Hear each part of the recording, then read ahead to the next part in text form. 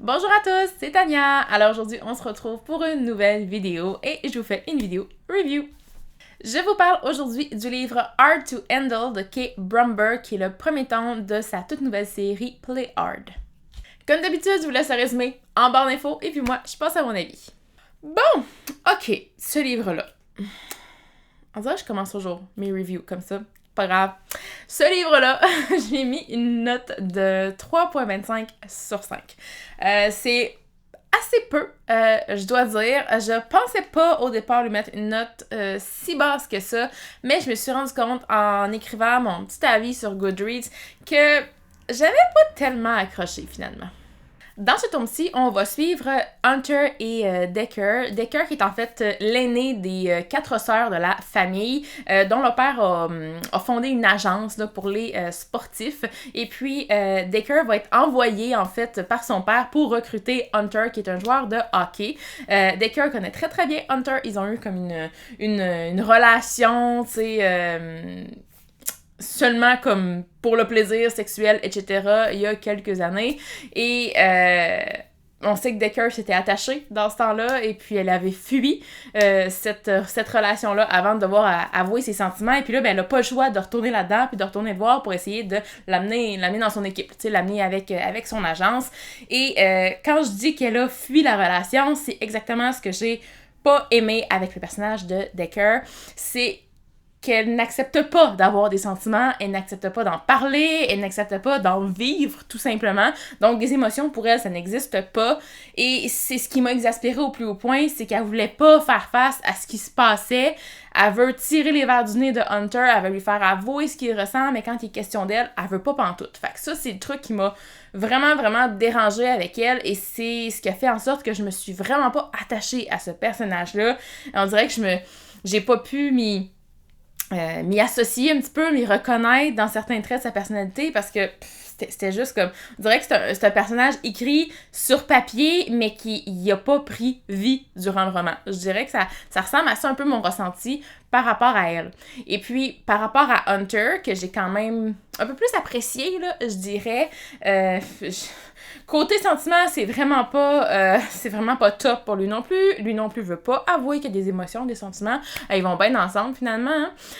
Sauf que lui, on sait que ça a quand même beaucoup un lien avec son passé, avec un drame qui s'est passé avec son frère dans sa famille.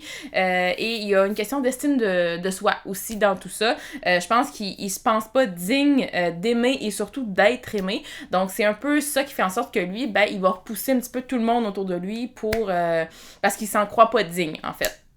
Fait que ça, j'ai pas de problème avec ça en tant que personnage, parce que ça a été une belle évolution durant le roman, de le voir accepter, tu sais, de recevoir de l'amour, tu sais, de faire partie de son équipe de hockey aussi. Fait que tout ça, tu sais, mis ensemble, ça va. Il y a eu une belle évolution du côté de ce personnage-là. C'est juste que du point de vue de la romance, de comment ça s'est construit, puis comment les personnages se sont rapprochés dans un sens, parce qu'on sait que ils ont été ensemble quand même si c'est juste pour le sexe, pendant des mois et des mois. Je pense que c'est 3 ans avant les événements du livre.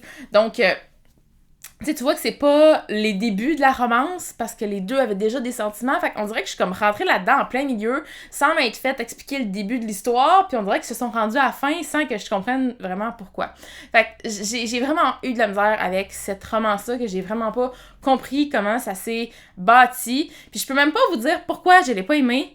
T'sais, déjà, j'ai pas trippé ces personnages, mais je pense qu'il y a juste une question de feeling aussi qui était pas là, tout simplement. On dirait que ça passait pas à travers l'écriture de l'auteur. Pourtant, c'est pas le premier livre de l'auteur que je lis, puis j'ai toujours apprécié ce que je lisais d'elle, mais cette fois-ci, ça marchait pas.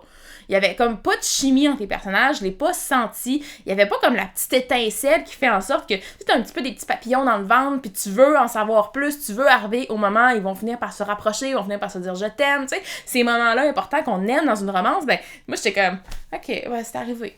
That's it. Tu sais, c'est comme aucun papillon dans le ventre en lisant la romance. Fait que moi je lisais ça d'un point de vue trop extérieur, je pense, pas assez investi. Fait que j'ai pas eu vraiment de plaisir, malheureusement, en lisant cette romance-là.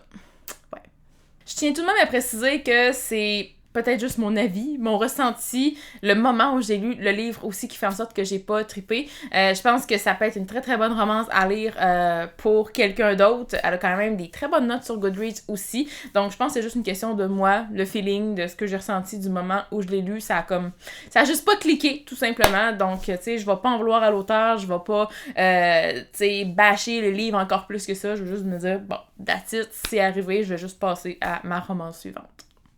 Donc voilà, hein, c'est ce qui conclut mon avis sur ce livre. J'espère que vous avez apprécié, même si c'était pas très très positif. Si c'est le cas, ben n'hésitez pas à laisser un petit thumbs up, ça fait toujours très très plaisir, et à liker la vidéo. Et puis moi, ben en attendant la prochaine vidéo, je vous souhaite de très très belles lectures et je vous dis à la prochaine!